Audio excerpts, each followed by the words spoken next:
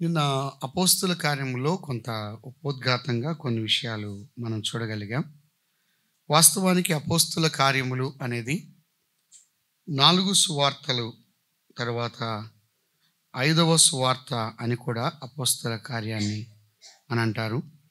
అపోస్తుల కార్యములు అనగా ప్రభు కార్యములని, పరిశుద్ధాత్మ కార్యములని, క్రీస్తు రాయబారుల కార్యములు అని, ఎక్కువగా అపోస్తుల పనులు అని మనం చూడగలుగుతూ ఉన్నాం. ఇందులో సంఘ చరిత్ర ఎక్కువగా వ్రాయబడి ఉన్నది. 30 సంవత్సరాల సంఘ చరిత్ర అపోస్తుల కార్యములో మనం ఎక్కువగా గమనిస్తూ ఉన్నాం. 30 సంవత్సరాల సంఘ చరిత్ర ఉన్నది. ఇందులో ముఖ్యంగా 7 ప్రభువును సేవించి ప్రభు కొరకు సాక్షులుగా జీవించినటువంటి వారు ఉన్నారు.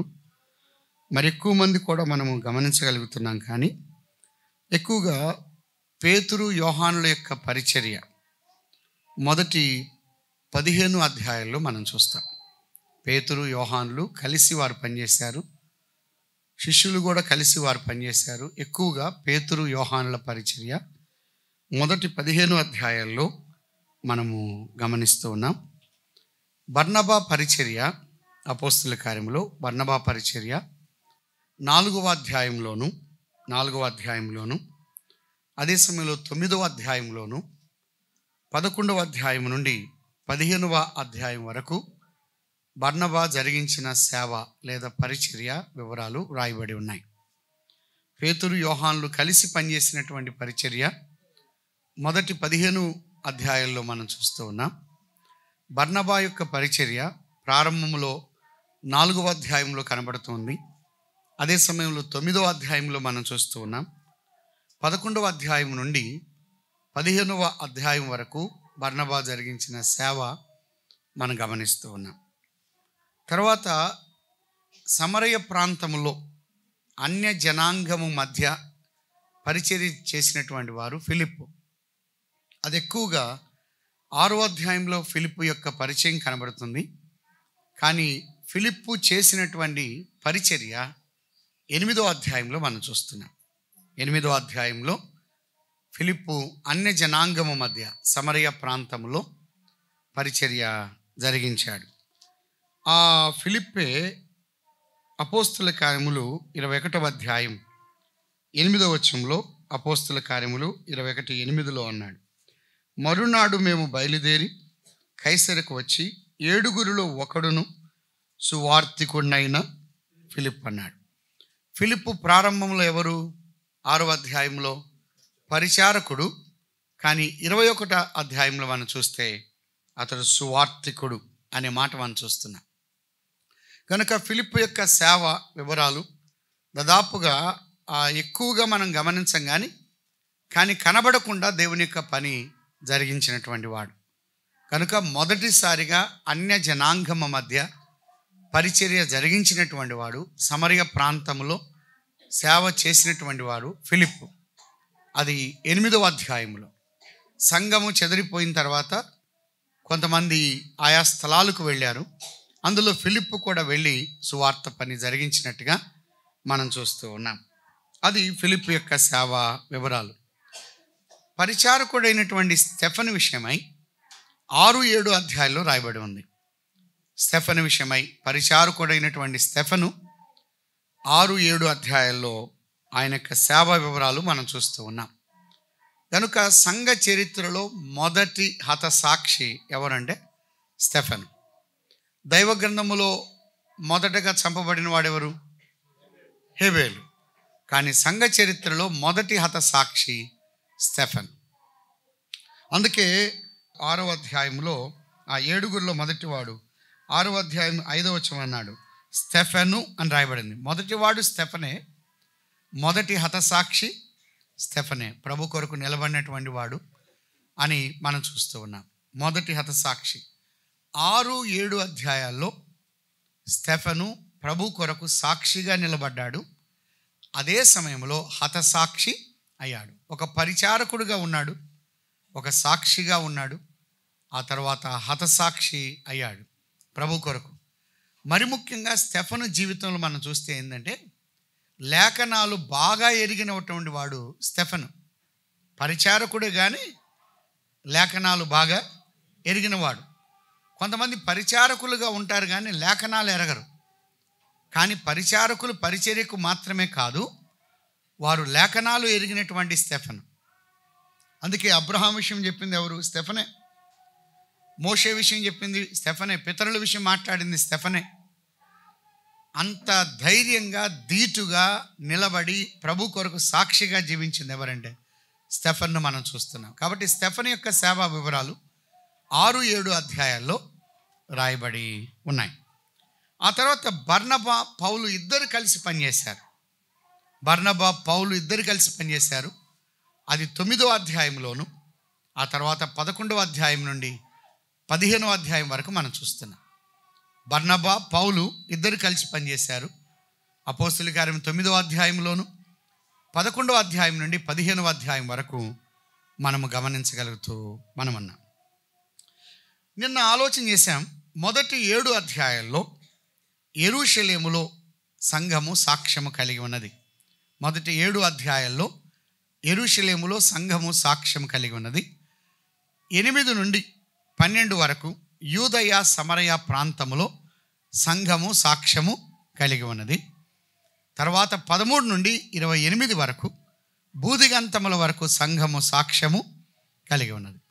ఈ 3 విభజనలు అపోస్తుల కార్యములు ఉన్నాయి. ఇవి మనం గుర్తుపెట్టుకోవాలి. మొదటి 7 అధ్యాయాల్లో సంఘ సాక్ష్యం ఎక్కడ? యెరూషలేములో అనగా అక్కడ పరిచర్య జరిగింది. యెరూషలేములో జరిగిన పరిచర్య మొదటి 7 అధ్యాయాల్లో మనం చూస్తూ ఉన్నాం. కనుక యెరూషలేములో సంఘ సాక్ష్యం.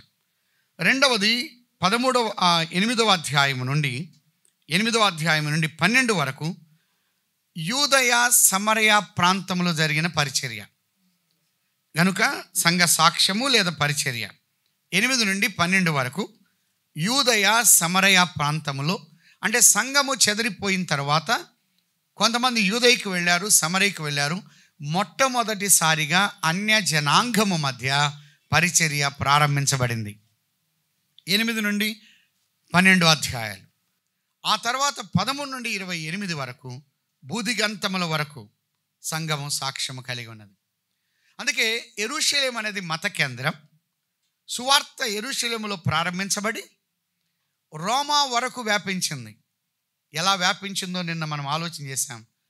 వ్యాపించింది ప్రముఖుల వ్యక్తుల ద్వారా కాదు, డబ్బు ద్వారా కాదు, హోదా స్థితిగతుల ద్వారా కాదు.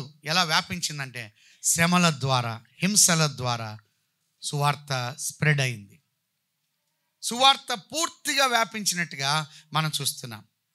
రోమా అనేది ఒక రాజకీయ కేంద్రం, యెరూషలేము ఒక మత కేంద్రము, రోమా అనేది ఒక రాజకీయ కేంద్రం.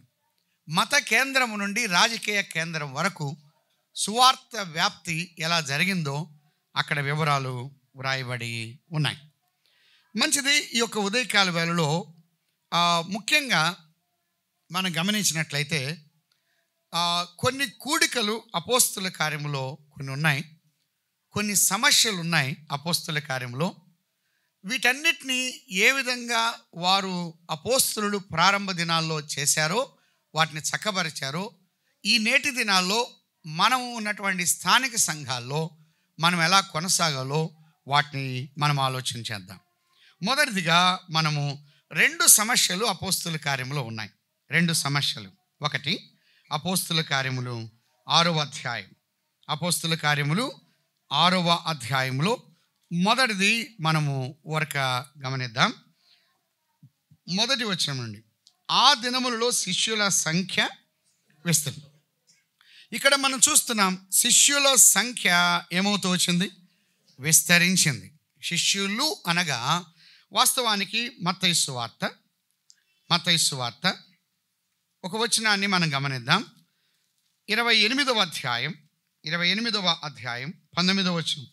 కాబట్టి మీరు వెళ్ళి సమస్త జనులను శిష్యులనుగా చేసుకొనుడి అని ఉందా, చేయుడేనుందా?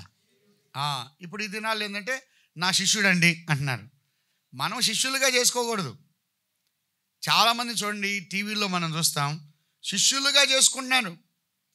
మనం అందరం ఎవరి శిష్యులము? యేసుక్రీస్తు అంటే ఆయన రక్తధారల చేత కడగబడి, కేవలం 12 మంది మాత్రమే కాదు, ఆయన రక్తధారల చేత కడగబడి తండ్రి కుమార పరిశుద్ధాత్మ నామములో బాప్తిసం పొందిన వారెవరు? వారు శిష్యులు. వాళ్ళనేమన్నారు? విశ్వాసులు అని అన్నారు. వాళ్ళనేమన్నారు? పరిశుద్ధులు అని రాయబడి ఉంది. వాళ్ళే పరిశుద్ధులు, వారే విశ్వాసులు, వారే శిష్యులు. అది మనం చూస్తూ ఉన్నాం. ఫిలిప్పీలకు రాసిన పత్రిక 1:1 ఫిలిప్పీలో ఉన్న క్రీస్తు యేసునందలి సకల పరిశుద్ధులు అని అన్నాడు. వారు సకల పరిశుద్ధులు, వారే విశ్వాసులు. ఈ విషయాన్ని జ్ఞాపకం పెట్టుకోవాలి. కొలస్సీలకు రాసిన పత్రిక 1:1 కొలస్సీలో ఉన్న పరిశుద్ధులకు అనగా క్రీస్తునందు విశ్వాసులైన సహోదరులు. ఈ మాట గుర్తుపెట్టుకోవాలి. శిష్యులన్నా, విశ్వాసులైన, పరిశుద్ధులైన అంతా కూడా ఒకటే.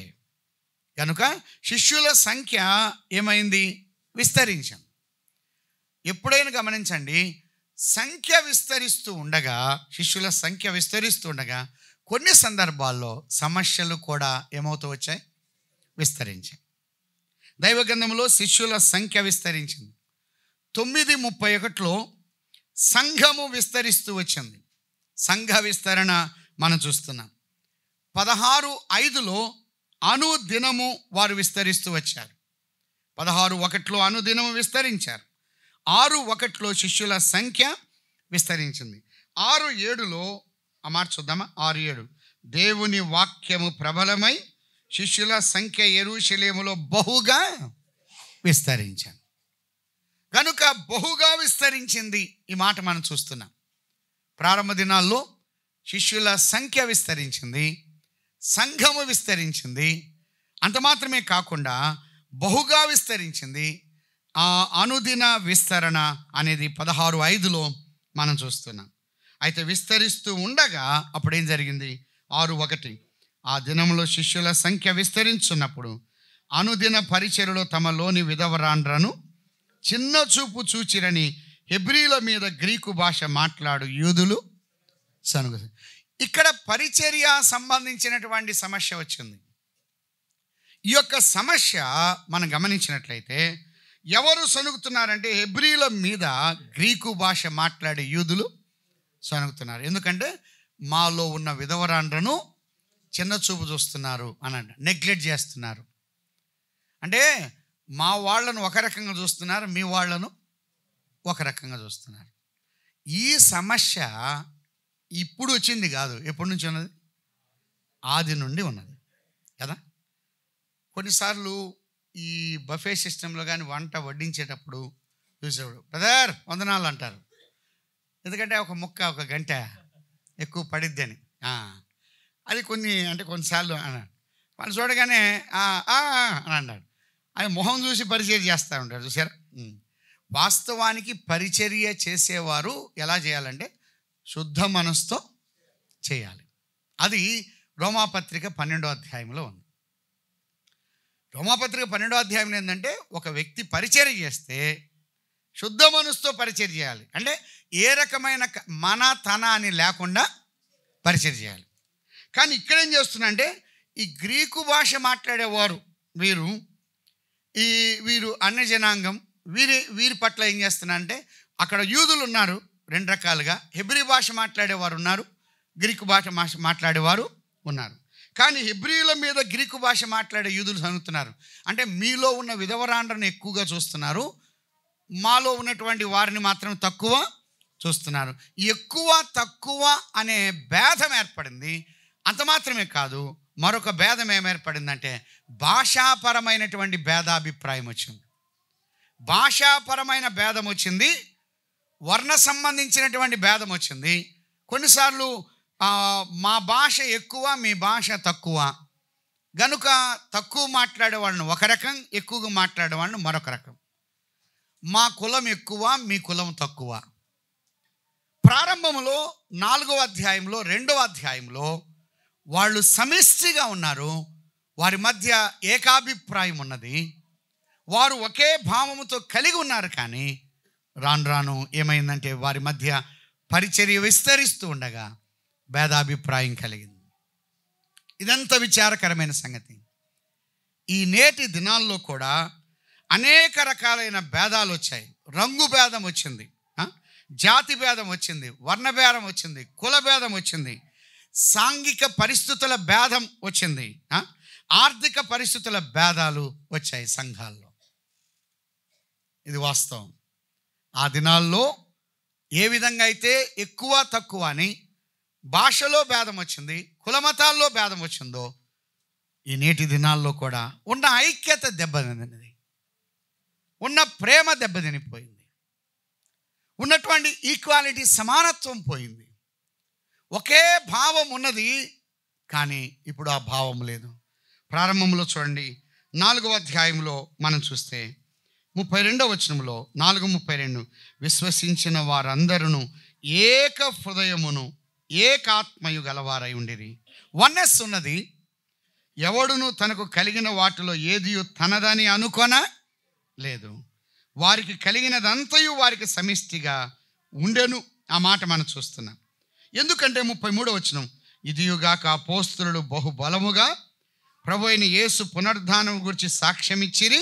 ఆ తర్వాత ఏమాట చదవండి, దైవ కృప అందరి యందు అధికముగా ఉండెను. ఆది సంఘములో దేవుని యొక్క కృపను కల్లారా చూశారు వారు. దైవ కృప అధికంగా ఉన్నది. మనాతాని అని లేదు, ఫలాని వ్యక్తి అని లేదు. ఈ విధవరాన్లు ఒక రకంగా, మరొక రకంగా లేదు. ఉన్నవాడు ఒక రకంగా, లేనివాడు ఒక సమిష్టిగా ఉన్నారు. బ్రదర్ మీకు బండి ఉంది కదా అంటే, ఇది మన బండే అని మాట్లాడుకునేవాళ్ళు. బ్రదర్ మీకు బాగా ఇల్లు ఉంది కదా, ఇది మన ఇళ్ళే అంత కలిసి వారు పంచుకునేవారు. కాబట్టి ఎక్కువ తక్కువ లేదు. ఆర్థిక పరమైనటువంటి విధానాల్లో వ్యత్యాసాలు ఏమీ లేవు. వాళ్ళు ఏక మనస్సున్నది, ఒకే రక్తము చేత కడగబడినటువంటి బిడ్డలుగా వారు ఉన్నారు. కానీ వారి విశ్వాసములు కానీ, వారు కలిసి పనిచేయటమును కానీ, కలిసి తినడములో కానీ అందరికీ సమానంగా ఉన్నది. కానీ రాను వారి మధ్య భేదాభిప్రాయం కలిగింది, విస్తరించింది. 4వ అధ్యాయంలో 5,000 మంది అని అన్నాడు. 2వ అధ్యాయం ముగింపులో 3,000 మంది చేర్చబడ్డారు. సంఘం విస్తరిస్తూ ఉంది, వ్యాప్తి చెందుతుంది. ఆ యొక్క శిష్యుల సంఖ్య విస్తరిస్తూ ఉండగా ఇక్కడ చిన్న చూపు చూస్తూ వచ్చారు, తక్కువ చూస్తూ వచ్చారు. ఒకరు ఎక్కువ, ఒకరు తక్కువ. సోదరుడా సోదరి, ఒకే రక్తము చేత కడగబడిన మనమందరము కూడా ఆయనకు సంబంధించిన వారమే తప్ప మనము ఎక్కువ తక్కువ అనేది ఉండడానికి వీలు లేదు. ఈ నేటి దినాల్లో ఈ కులానికి ఎంత ప్రాధాన్యత ఇస్తున్నారు తెలుసా? మొన్న ఈ మధ్య ఒక స్థలంలో మీటింగ్ చేస్తే అన్నారు, అన్నా ఈ సంఘంలో ఏందన్నా వచ్చిన వాళ్ళంతా నీ ఇంటి పేరేందని అడుగుతున్నారు. మాకేం అర్థం కాలేదు, ఎందుకు అడుగుతున్నారో మాకు తెలియదు అన్న అని అన్నారు. కొంతమంది రాగానే ఇంటి పేరేంది అని అంటారు, మీ బంధువులు ఉన్నారా ఈడ అని అంటారు. అంటే ఎంత క్లూ చేస్తున్నారు తెలుసా? ఈజీగా కనుక్కొని ఇది ఫలాని కులము అని వాళ్ళతో ఏం చేస్తున్నారు తెలుసా? సంబంధం కలిగి ఉన్నారు. ఏమండు కొత్తగా మన సంఘానికి వచ్చిన మనోడే అంటున్నాడు. అంటే మనోడైతే ఒక రకం, మనోడు కాకపోతే అంటే క్రీస్తు ప్రభు యొక్క రక్తం చేత కడబడిన మనము ఎక్కువ తక్కువ అని ఈ భేదాభిప్రాయాలు ఎందుకు? నిజంగా ఇది ఎక్కువగా ఉన్నది ఈ నేటి దినాల్లో. బయట వారి సంగతి మనకు అక్కర్లా. మన అసెంబ్లీస్లో ఎక్కువ ఈ స్థలాల్లో చూడండి, సేవకులందరూ కూడా ఒక కులానికి సంబంధించిన వాళ్ళు ఉంటారు. పిలిస్తే ఒక కులానికి సంబంధించిన వాళ్ళని పిలుస్తారు. వాళ్ళ సంఘంలో ఉన్నారంటే ఫలానికి సంబంధించిన వాళ్ళని. వాళ్ళు మీటింగ్ అయిన తర్వాత కొన్ని స్థలాలు ఎట్లుందంటే వాళ్ళ కులానికి సంబంధించిన వాళ్ళంతా గ్రూప్ చేసి చిన్న మీటింగ్ పెడతారు. మళ్ళీ సంఘంలో జరిగే ఈ మీటింగ్ కన్నా బయట జరిగే మీటింగ్ ఎక్కువ. ఎంత విచారకరమైన సంగతి. ప్రభుదాస్ అంకుల్ కానీ మా నాన్న కూడా మేము కూడా అన్ని అది ఉండకూడదు అని నాన్న కూడా అలాగనే కలిపాడు చాలామందిని. ఎందుకంటే ఆ కులం అనేది ఫలాన్ని ఉండకూడదు. ఒకే రక్తం చేత కడగబడ్డాం, ఒకే అభిప్రాయం కలిగి ఉండాలి. సంఘాలు ఎక్కువ తక్కువ ఉండకూడదు. కొన్ని స్థలాల్లో చూడండి ఏమండి ఈయన పలాని పరిచయం చేయాలంటే కొత్త వ్యక్తి వస్తే ఏమైనా పరిచయం, ఈయన ఇంజనీర్ అండి, ఈయన డాక్టర్ అండి, ఈయన ఆఫీసర్ అండి అని అంటారు. ఎవరైనా పని చేస్తుంటే, కూలి పని చేస్తుంటే వాళ్ళని పెద్దగా పరిచయం చేయరు. ఇటువంటి భేదాభిప్రాయం ఉండకూడదు. ఇటువంటి చిన్న చూపు అనేది సంఘాల్లో ఉండకూడదు. ఉద్యోగస్తుడైతే ఒక రకంగా పరిచయం చేస్తాడు, ఉద్యోగం లేనివాడైతే మరొక రకంగా పరిచయం చేస్తారు. యేసు ప్రభు రక్తం చేత కడగబడిన మనమంతా ఒకటే, కానీ మిగతా వారు కానే కాదు. మీరు ఎప్పుడైనా గమనించండి, ఎక్కువ కులస్తులను తల నుండి రక్తం చేత, తక్కువ కులస్తు నుండి కాళ్ళ నుండి రక్తం చేత ప్రభు కడిగిన వాడు కాదు. అందరము కూడా ఒకే రక్తము చేత కడగబడ్డాం. ఇక నుండి మన జీవితాల్లో ఒకవేళ నా మట్టుకు నేను, మీ మట్టుకు మీరు, ఇక నుండి కుల ప్రస్తావన అనేది సంఘాల్లో ఎట్టి పరిస్థితుల్లో తాగకూడదు. అది కానీ వచ్చిందంటే ఇంకా మనము చావవలసిన రీతిలో చచ్చి పోలేదు. కులము ఉందంటే మనం చావలసిన రీతిలో చచ్చిపోలేదు. చాలాసార్లు ఈ విషయం గుర్తుపెట్టుకోవాలి. కొన్ని స్థలాలకు వెళ్తే, బ్రదర్ మీరు అటు చూస్తే అటున్నారు, ఇటు చూస్తే ఇటున్నారు, అసలు మీరు ఎటు అని అన్నారు. ఓ బ్రదర్, ఎంత ధైర్యంగా అడుగుతున్నారండి. ఈ అడిగేవాళ్ళు కూడా ఎంత డేరుగా అడుగుతున్నారంటే, మీరు ఎవరికి సంబంధించిన వాళ్ళు అన్నారు. అయ్యా మా కులం వచ్చి సేవ కులం అని అన్నాం. మా కులమే కులం, మేము సేవ కులమే కానీ ఫలాని కులం కాదని. ఇటువంటి భేదాభిప్రాయాలు ఉండి మనకు సంబంధించిన వాడైతే అతను భక్తిగా ఉన్నా లేకపోయినా ఎక్కువ ప్రయాటిస్తున్నాం. మనకు సంబంధించిన వాడు కాకపోతే, తప్పు చేయకపోయినా తప్పు మోపుతున్నాం. చిన్న చూపు సంఘాల్లో చూడడం అనేది ఇదంతా భయంకరమైన విషయం. మొదటి సమస్య వచ్చింది ఎక్కడంటే, పరిచర్య విధానంలో లోపాన్ని బట్టి చిన్న చూపు వచ్చింది. ఉదాహరణకు మరొక మాట చూద్దామా? సంఖ్యాకాండం 12వ అధ్యాయం. సంఖ్యాకాండం 12:1. మోషే కూషు దేశపు స్త్రీని పెళ్లి చేసుకుని ఉండిన గనుక అతడు పెళ్లి చేసుకున్న ఆ స్త్రీని బట్టి మిరియాము అహరోనులు అతనికి విరోధముగా. వాస్తవానికి వాళ్ళ ఉద్దేశం వేరు, అధికార పదవి కోసమై వాళ్ళు ఉన్నారు.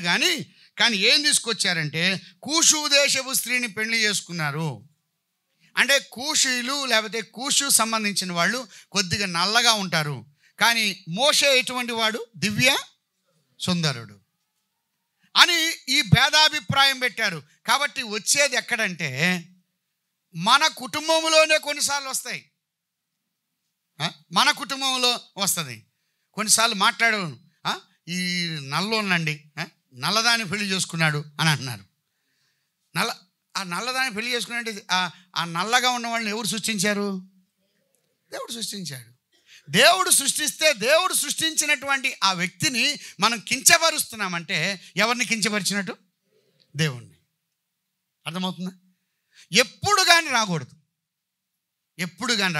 కానీ కొంతమంది ఉన్నారు, పెళ్ళి అయిన తర్వాత అసలు మీకు సూటే కాదండి, అసలు నీకు సరిపోయేది కాదు అన్నారు. ఏది అయిన తర్వాత, ఎప్పుడు కూడా అయిన తర్వాత మాట్లాడడానికి వీలు లేదు. ఒక విషయం చెప్తున్నాను. నేను మ్యారేజ్ చేసుకున్న తర్వాత నేను కొద్దిగా స్పీడ్గా ఉంటాను, నా భార్య స్లో. పెళ్ళి అయిన తర్వాత ఒకరిద్దరు అన్నారు, ఏది బ్రదరు మీకు స్లోగా ఉన్నాము దొరికిందే అని అన్నారు. నేను అన్నాను, మీరు ఇంకా మాట్లాడకూడదు, ఇప్పుడు పెళ్ళి అయిపోయింది, ఇదేమో ఫ్రిడ్జా తెచ్చుకోవడానికి, మళ్ళీ లేదా కొత్త ఇల్లు కట్టుకోవడానికి. అనవసరంగా ఈ ఇల్లు మనోళ్ళు ఉంటారు చూసారా, ఈ సామాన్యులు కాదు, ఏదో ఒకటి పళ్ళు వేస్తూ ఉంటారు. అనగానే నేను అన్నాను, మీరు మాట్లాడడానికి వీల్లేదు. బంధువుల్లో కూడా ఎవరో మాట్లాడారు. అప్పుడు ఒక రోజున ప్రభు ఏం మాట్లాడాడంటే, నిజంగా ఒక యవనస్తుడు మాట్లాడుతున్నాడు. అతను పెద్ద వాక్యం చెప్పే వ్యక్తి కూడా కాదు, కానీ ఆశతో కూర్చున్నా, ప్రభువా నాతో ఏం మాట్లాడతావని. ఎప్పుడైనా సరే మనము ఎవరు వాక్యం చెప్పినా ఎలా రావాలి? ఆశతో రావాలి. కూర్చోగానే ప్రభు మాట్లాడాడు. పేతురు యోహాను విషయం మాట్లాడుతున్నాడు. ఆ యవనస్తుడు మాట్లాడుతున్నాడు. పేతురు స్పీడు, యోహాను స్లో. ఇద్దరు స్పీడ్ అయితే ఎట్లుంటుంది, ఇద్దరు స్లో అయితే ఎట్లుంటుంది అని ఆ మాట నన్ను పట్టుకుందండి. నన్ను చాలా బలపరిచింది. ఒకవేళ నాకులాగా నా భార్య స్పీడ్ అయితే ఇద్దరు కలిసి ఇంకంతే, అంతా స్పీడ్గానే ఉంటుంది. ఒకవేళ తనకులాగా నేను స్లో అయ్యాను అనుకోని అంతే. కానీ వంట చేయడంలో కానీ పరిచయం చేయడంలో కానీ ఎంతమంది ఇంటికి వచ్చినా పరిచయం చేయడంలో కానీ ఎప్పుడు స్లోగా ఉండదు. తను ముందుగానే నాకన్నా ముందు లెగుస్తుంది, 4:30 లెగుస్తుంది. తను అన్ని ప్రార్థన అయిన తర్వాత వంట చేస్తుంది. ఎంతమంది వస్తుంది, మాకు ఇంటికి ఎక్కువ మంది వస్తూ ఉంటారు. వచ్చిన పరిచర్య అంతా చేస్తుంది. పరిచర్యలో స్లో కాదు, భక్తిలో స్లో కాదు, ఆత్మీయతలో స్లో కాదు. అప్పుడు నాకు అర్థమైంది ప్రభు నాతో మాట్లాడు. కాబట్టి పెళ్ళి అయిన తర్వాత మాట్లాడడానికి వీలు లేదు. పెళ్ళి అయిన తర్వాత మాట్లాడడానికి వీలేదు. అనవసరంగా వెళ్తున్నారు. అసలు మీ రంగుకు సరిపోయేది కాదు, మీ ఎత్తుకు సరిపోయేది కాదు, మీ ఆలోచన సరిపోయేది కాదు. ఈ మాటలు అనేవాళ్ళు ఉన్నారు చూసారా, ఈ ఇరుపక్షాలు వాళ్ళు ఉంటారు, తల్లిదండ్రులు వాళ్ళు అంటారు. దాన్ని బట్టి విభేదాలు వస్తాయి. ఈ చిన్న చూపు రావడాన్ని బట్టి ఆ సంఘములో మొట్టమొదటిసారిగా యెరూషలేము సంఘములో సమస్య ప్రారంభించబడింది. సమస్యలు రావడం అది కామన్గా వస్తాయి.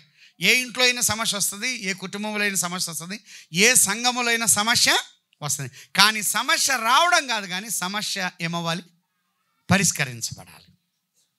అర్థమవుతుందా? మొట్టమొదటిసారిగా వచ్చిన ఈ యొక్క సమస్యను బట్టి ఏకాభిప్రాయం, ఒకే దృక్పథం, ఒకే ఉద్దేశం ఉండాలి. అందుకే మనం చూద్దాం. కొరింథీయులకు రాసిన మొదటి పత్రిక 12వ అధ్యాయం 13వ వచనం. 12:13 ఏమన్నారు? ఎలాగనగా యూదులమైనను గ్రీసు దేశస్థులమైనను దాసులమైనను స్వతంత్రులమైనను మనమందరము ఒక్క శరీరములోనికి ఒక్క ఆత్మయందే బాప్తిసం పొందితిమి. మనమందరము ఒక్క ఆత్మను పానము చేసినారు. వారు యూదులు కానీ గ్రీసు దేశస్థులు కానీ ఎవరైనా సరే మనమందరము కలిసి ఒక్క శరీరములోనికి ఒక్క ఆత్మయందే బాప్తిస్మము పొందాం.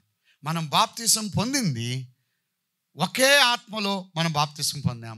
అందుకే అంటున్నాడు ఒక్క శరీరములోనికి, అనగా ఒక్క శరీరముగా ఉండడానికే మనం వచ్చాం.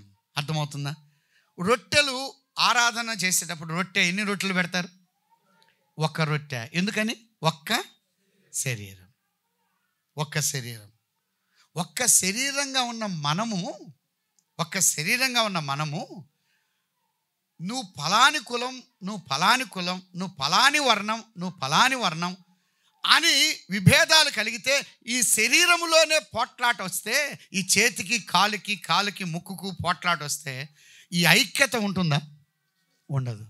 సోదరుడా సోదరి, ఎట్టి పరిస్థితుల్లో సంఘాల్లో ఈ రకమైనది భేదాభిప్రాయాలు ఉండడానికి వీలు లేదు. ఒకవేళ అటువంటి భావం ఉన్నట్లయితే ఈరోజే ఏం చేయాలంటే దాన్ని చంపివేసుకోవాలి. ఇక నుంచి ఒక తీర్మానం చేసుకుందాం. ఒకవేళ మీకు పిల్లలు ఉన్నట్లయితే వేరే కులస్తులకు, వేరే వాటికి ఇవ్వడానికి ప్రయత్నం చేయండి. మాకు సంబంధించిన వాళ్ళు మా ఇంటి పేరు అవి వద్దనే వద్దు, అవి వద్దు. ఎందుకు? మనము ఒక్క శరీరముగా ఉన్నాం. క్రీస్తు విభజించబడలేదు. మనము కానీ విభజించినట్లయితే క్రీస్తు విభజించిన వాడవుతాడు. మరొక మాట, గలతీయులకు రాసిన పత్రిక 3వ అధ్యాయం 28వ వచనం.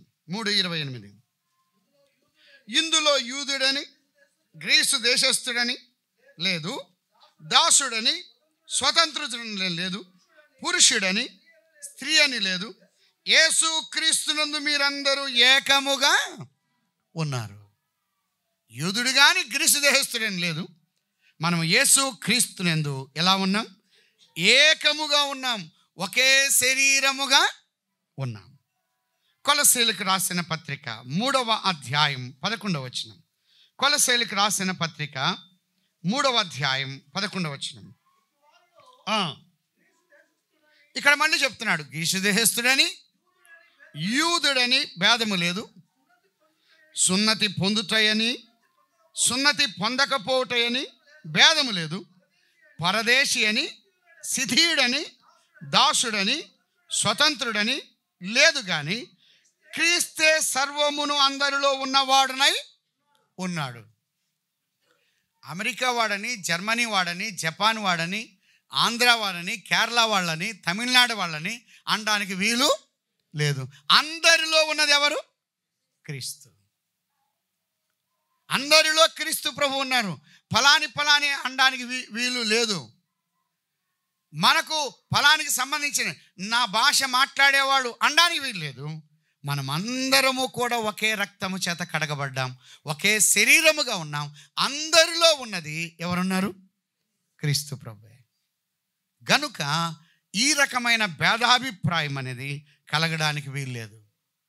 ఇలా ఉండకుండా ఉండాలి అంటే తోటి సహోదరుడి పట్ల, తోటి సహోదరి పట్ల మనము ప్రేమ కలిగి ఉండాలి. యోహాను సువార్త 13:34. యోహాను సువార్త 13:34. మీరు ఒకరినొకరు ప్రేమింపవాలని మీకు క్రొత్త ఆజ్ఞ ఇస్తున్నాను.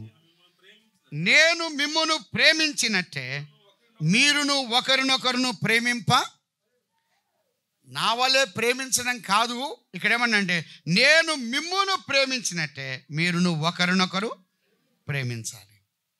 అలాగైనట్లయితే నన్ను నేను ఎలా ప్రేమించుకుంటానో అలాగే ఇతరులను ప్రేమించాలి, తోటి సహోదరుడి పట్ల.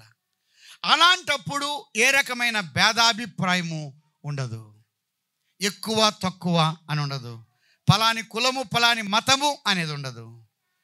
ఇటువంటి విధానాలు ఉండకూడదు.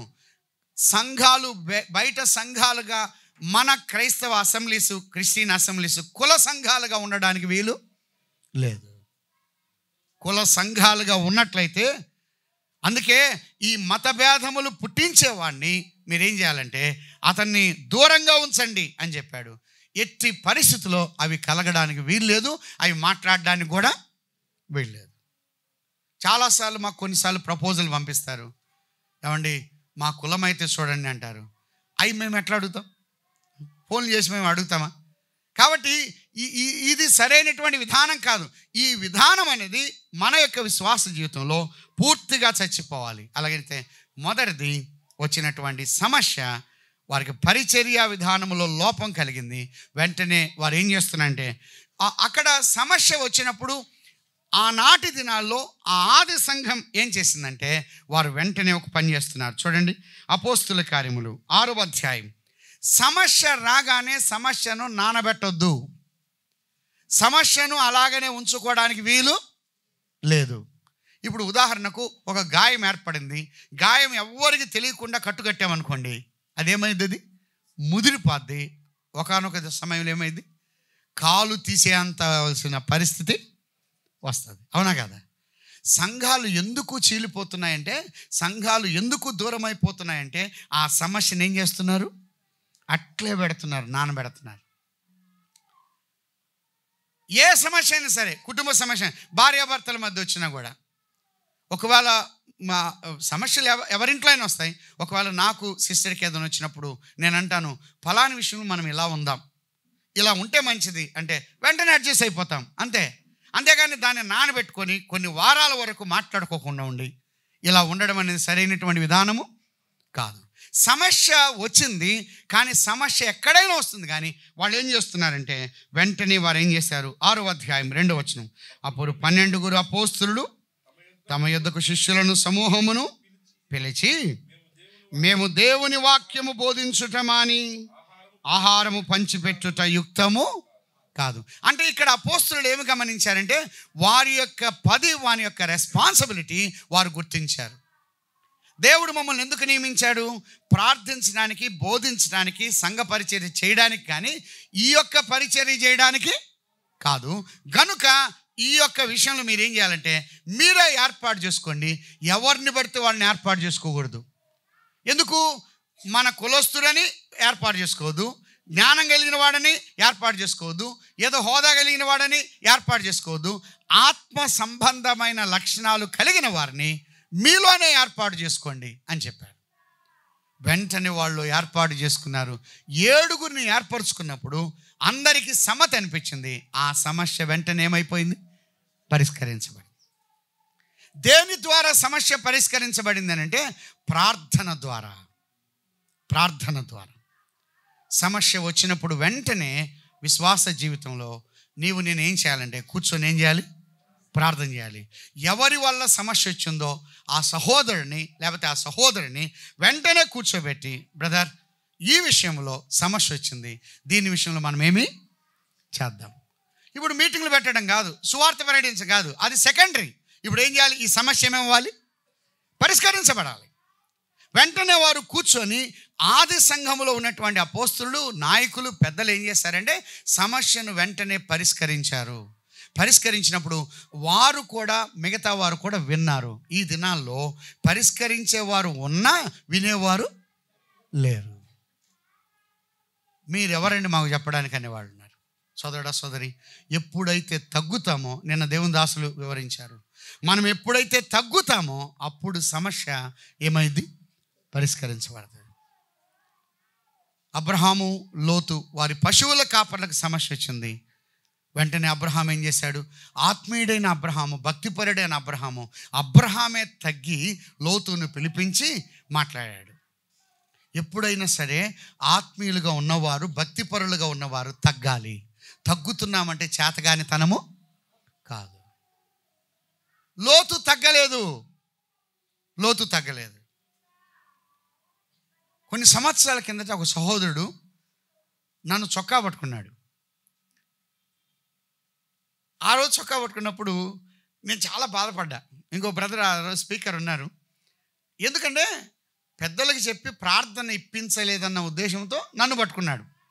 నేను కాదు, మధ్యలో. ఎప్పుడైనా సరే ఎవరిని పట్టుకుంటారంటే ఎవరైతే బలహీనంగా ఉన్నారో వాళ్ళని పట్టుకుంటారు. అందుకే సేవకుడు అంటే సావుకు వచ్చినోడే సేవకుడు, చచ్చిపోవడానికి రెడీగా వచ్చినోడే సేవకుడు. ఇంక వాళ్ళు ఏం చేస్తారు? ఖచ్చితంగా పట్టుకున్నారు. మీరు పెద్దలకు చెప్పి ప్రార్థన ఎందుకు ఇప్పించలేదు? ఆయన పట్టుకున్నాడు నా చొక్కా. నేను చొక్కా పట్టుకుని మనం ఏం చేస్తాం?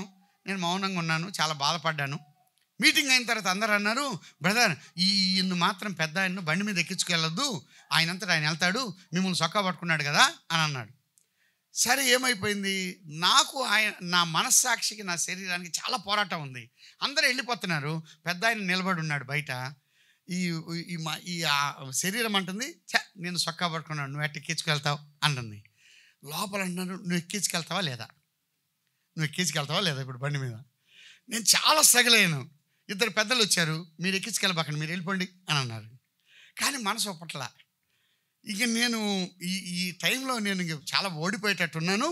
ఇంక ఖచ్చితంగా సరే, ఈ మొన్న కదా సేవకు వచ్చింది ఈ మధ్య అని తగ్గాను. మ్యాక్సిమం తగ్గి, అంకుల్ బండి మీద ఎక్కండి అని అన్న. ఇప్పుడు నాకు మంచి అవకాశం దేనికన్నా కుదరడానికి. కానీ ఆ ఉద్దేశం లేదు. నేరుగా తీసుకెళ్ళా, ఇంటి దగ్గర వదిలిపెట్టా. అంకుల్ వందనాలు అంకుల్ అని అన్న.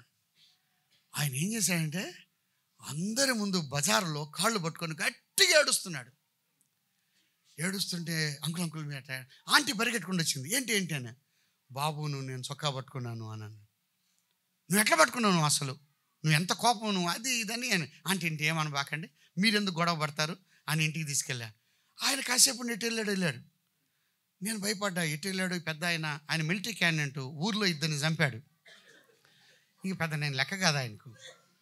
ఇక ఈయన ఎటు వెళ్ళాడు అని నేను బాధపడ్డాను. కాసేపటికి అయిన తర్వాత ఏదో పొట్లం పట్టుకొచ్చాడు. అరగంట అయిన తర్వాత ఆ పొట్లం లేదంటే కేజీ మాంసం ఉంది. పట్టుకొని, బాబు ఇది ఇంటికి తీసుకెళ్ళి వండుకో అని అన్నాడు. చొక్కా పట్టుకోవడం మేలైంది అనుకున్నా. ఇక వెంటనే సాల్వ్ అయింది. ఆయన చచ్చిపోయేంత వరకు ఒక మాట నా మీద అనలా. కానీ ఆ రోజు నేను తగ్గాను. పెద్దలు ఫోన్ చేసే కొంతమంది, మీరెందుకు బ్రదర్ ఎందుకు తీసుకెళ్లారు అని అన్నారు. కానీ నా మనస్సాక్షి ఒప్పుకోవాలి. తగ్గుతున్నామంటే చేతగానితనము కాదు. సోదరుడా, సోదరి, కొద్దిగా తగ్గుదాం బ్రదర్.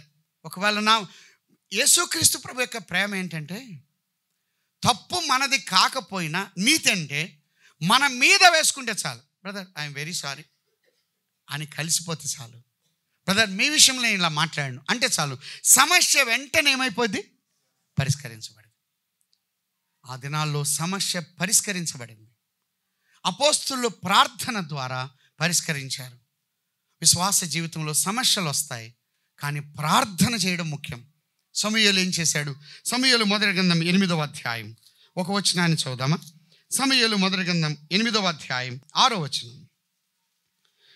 మాకు న్యాయము తీర్చుటకై రాజును నియమింపమని వారు అనిన మాట సమూయేలు దృష్టికి ప్రతికూలముగా ఉండెను గనుక సమూయేలు యెహోవాను ప్రార్థన, జగడం పెట్టుకోలా, గొడవ పెట్టుకోలా, ఏం చేశాడు?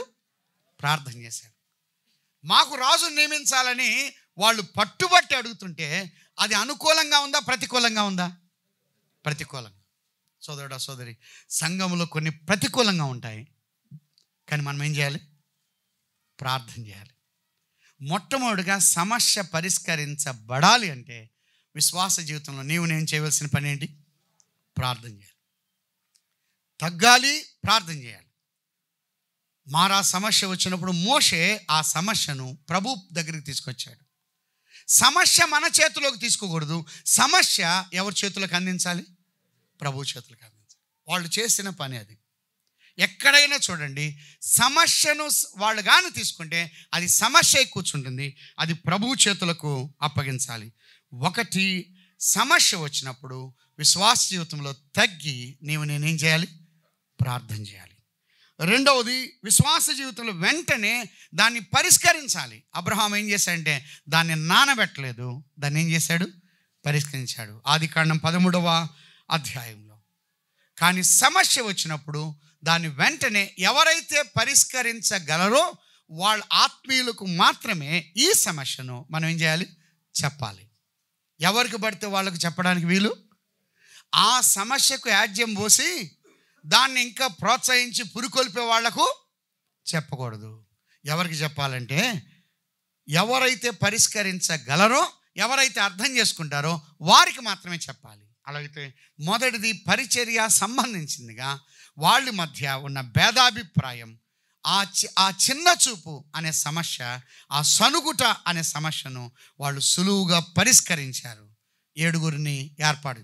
రెండవ సమస్య వచ్చింది, అది సిద్ధాంతపరమైన సమస్య. అపోస్తుల కార్యములు 15వ అధ్యాయం.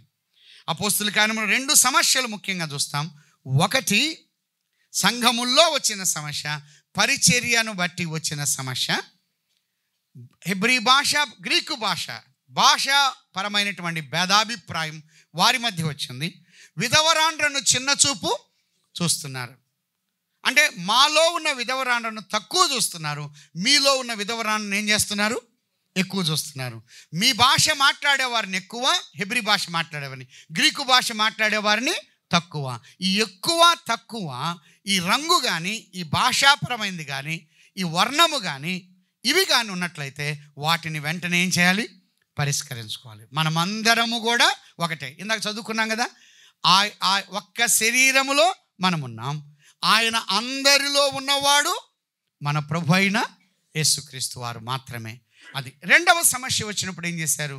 రెండవ సమస్య సిద్ధాంతపరమైన సమస్య. మొదటి సమస్య వచ్చింది యెరూషలేములో, రెండవ సమస్య వచ్చింది అంత్యోకయలో.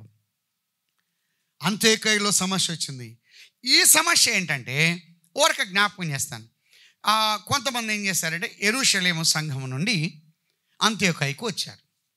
అంత్యోకయకు రాగానే వీరు ఏం చేశారంటే పౌలు, బర్నబాలు వాళ్ళు అడిగారు, మీరు ఎక్కడి నుంచి వచ్చారు అని అన్నారు. మేము ఎక్కడి నుండి వచ్చాము? యెరూషలేము సంఘం నుండి. అంటే యెరూషలేము సంఘం అంటే అది పెద్ద సంఘమా చిన్న సంఘమా? అది మొదటి సంఘమా చివరి సంఘమా? అది మొదటి సంఘం. కాబట్టి అక్కడి నుండి వచ్చారంటే ఏం చేస్తారు?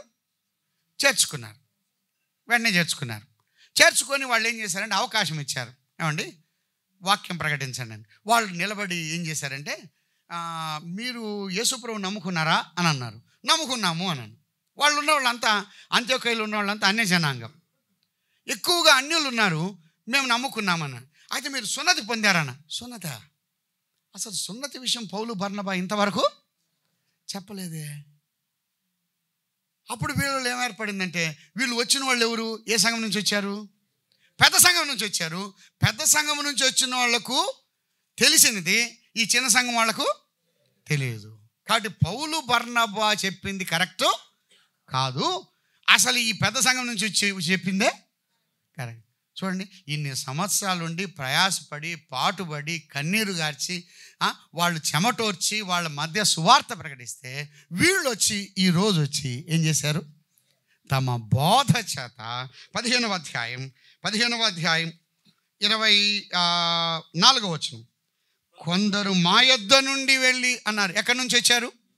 మా యొద్ద నుండే వచ్చారు. యెరూషలేము నుండి వచ్చి తమ బోధ చేత మిమ్మును ఏం చేశారు? కలవరపరిచిరి, మీ మనసులను చెరుపుచున్నారని వింటిమి.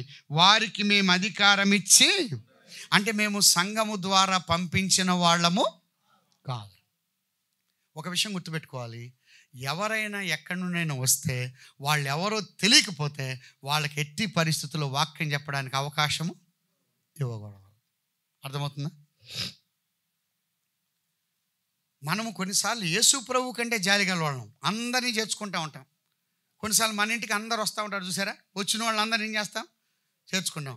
ఒకవేళ కొత్తగా ఎవరైనా మన ఇంటికి వస్తే వెంటనే ఏం చేయాలంటే స్థానిక సంఘంలో సేవకులకు, పెద్దలకు చెప్పాలి, పలాని బ్రదర్ వచ్చారు, ఆయన ఎవరో మాకు తెలీదు, మా ఇంట్లో ప్రార్థన చేయాలన్నాడు అని మనం చెప్పాల్సిన బాధ్యత. మనం అందరినీ చేర్చుకోకూడదు. ఒకానొక సమయంలో నెల్లూరులో కూడా మా బ్రదర్ వాళ్ళ ఇంటికి ఒక ఆయన వచ్చాడు. ఏమండి రత్నాకర్ గారు మీ ఇంటికి వెళ్ళి ప్రార్థన చేయమన్నాడని. బ్రదర్ ఎప్పుడు అటు చెప్పడండి అంటే, లేదు ప్రార్థన చేయమన్నాడు, రత్నాకర్ గారికి వివాహమైంది, 2 పిల్లలు కదా, అన్నీ కరెక్ట్గా చెప్తున్నాడు. ఎందుకంటే ఎప్పుడైనా వచ్చేవాడు ఇన్ఫర్మేషన్ బాగా తెలుసుకొని వస్తారు, అది గుర్తుపెట్టుకోండి. డీటెయిల్గా వస్తారు వాళ్ళు, వచ్చి చెప్పగానే అట్లా అయినా కానీ బ్రదర్ ఎప్పుడు పంపలేదు, ఎప్పుడు కూడా అట్లా పొమ్మని చెప్పడు. ఎందుకంటే మా విషయం తెలుసు కాబట్టి అని అన్నారు. సరే ఒకసారి ఆగండి, ఒక మాట ఫోన్ చేస్తామని లోపలికి వెళ్ళింది ఆ సిస్టర్. బయటికి రాగానే లేడు, వెళ్ళిపోయాడు. గనుక కొంతమంది ఎవరు పడితే వాళ్ళు లోపలికి వస్తారు. సంఘాల్లో కూడా అలాగనే వస్తారు. సత్యనపల్లిలో ఇంతకుముందు వజ్రగిరి జోసెఫ్ గారు ఉండేవారు.